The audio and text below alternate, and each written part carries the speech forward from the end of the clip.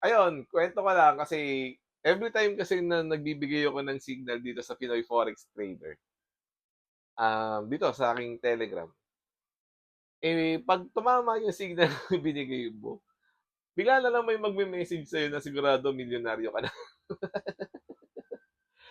Kasi ang ganda daw ng analysis, ang ganda ng signal.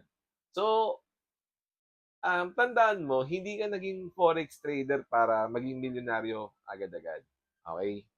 Naging forex trader ka para abutin yung mga pangarap mo sa buhay na may disiplina at plano, 'di ba?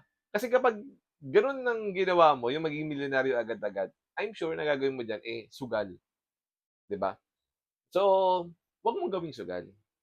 Gawin mo 'tong skill na hinahasa mo sa araw-araw.